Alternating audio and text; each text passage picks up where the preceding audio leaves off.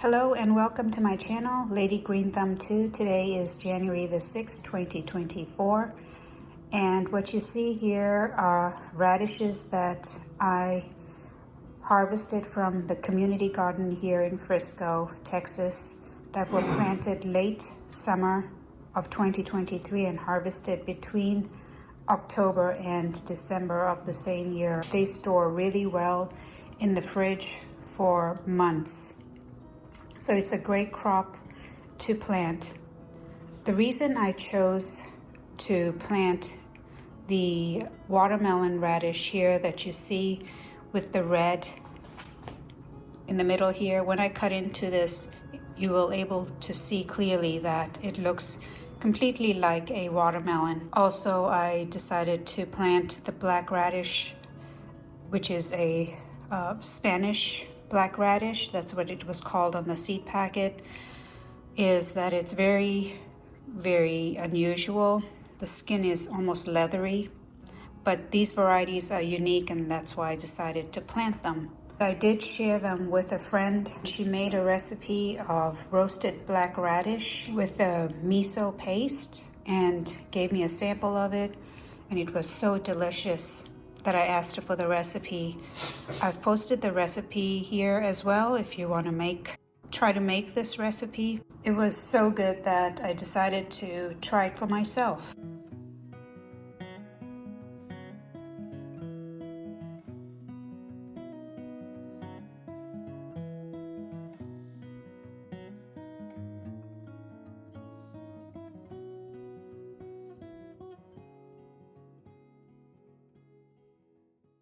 First, letting you know that this looks to be like 3 times the amount of radishes. And again, I'm not just using the black Spanish radish, I'm using the watermelon radish. I'm going to be measuring out 3 times the amount. I'm starting here with step 3 first of the instructions for this recipe, which will be to measure out all the ingredients. Starting with 6 tablespoons of olive oil. This is a tablespoon measurement right here. The next ingredient is garlic cloves, very finely mashed or ground. What I have is, I'll set the measuring spoon aside here. I have garlic that I prepare ahead of time and freeze. The recipe calls for 2 cloves for 1 batch. That probably is about half a tablespoon. I'll put like a tablespoon and a half for 3 times the amount. I believe that'll be 1 tablespoon, half tablespoon right over here. So 3 rounds of this. Don't have to be precise. This is really, if you want it to be more garlicky, I would think, then you add more, or you can add less. And then red miso, but I don't have red, so I'm going to use a white, a mellow white. That would be half a tablespoon, but since I'm making 3 times the amount, I'll do a tablespoon and a half. And I'll use the other end of my measuring spoon here. Approximately 1 tablespoon and then a half. Oh, correction here, the amount of red miso that's required would be 3 tablespoons.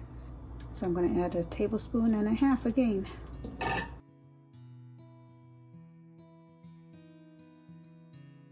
The next 2 ingredients are soy sauce and rice vinegar. A half tablespoon is required for 1 if you make the recipe as is, but since I'm making 3 times the amount, it'll be a tablespoon and a half of both of those, soy sauce and the rice vinegar. This is what the mixture looks like so far. The final 2 ingredients are salt and pepper to taste, half teaspoon measurement here. I'll add sea salt. I have freshly ground black pepper that I keep ready to go in case I make recipes like this, so I'm not tired of grinding it by hand because I have a manual grinder. So I'm going to add half a teaspoon. Never hurts to have extra pepper. In fact, I'll put a little bit more. And clean up here a little bit. And I'll be right back. I'm gonna put the garlic away because that was in the freezer. Okay, since I have all the ingredients together now, I'm going to go ahead and mix it. While I'm doing this, I'll preheat the oven since it has to get up to 400 degrees Fahrenheit.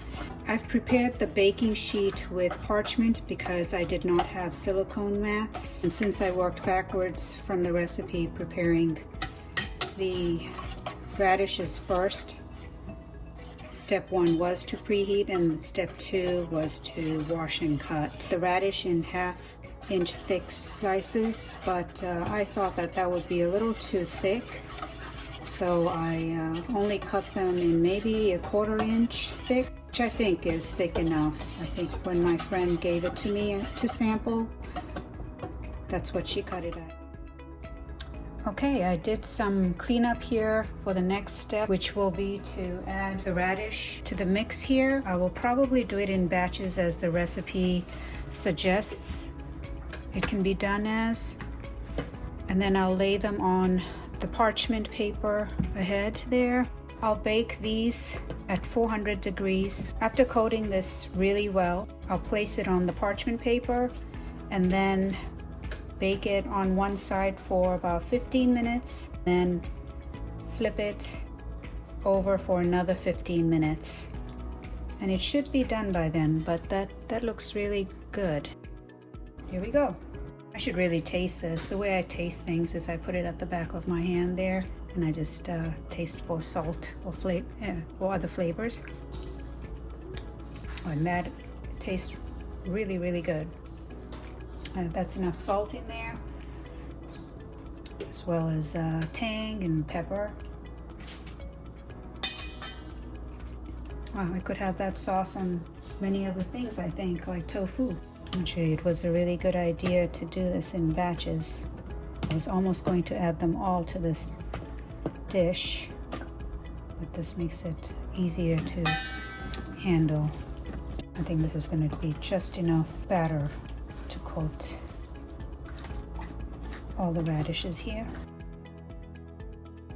Doesn't that look pretty?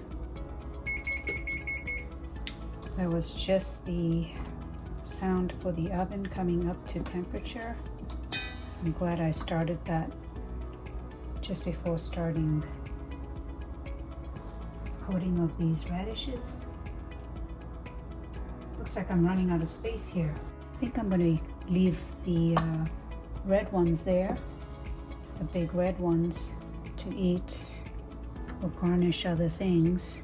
So I'll save that many to add fresh to wraps or salad, or to just eat raw.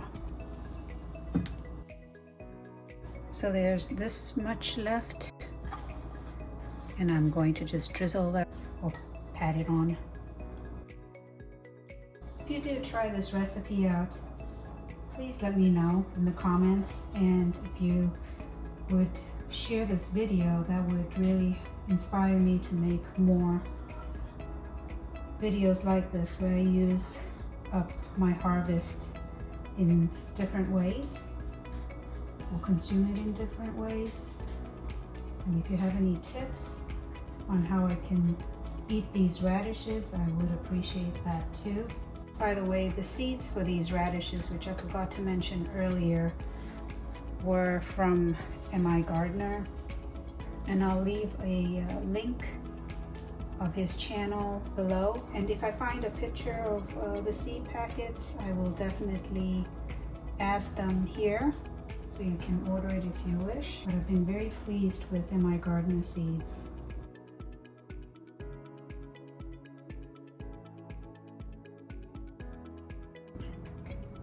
I flipped the radishes and it's almost done on the second side.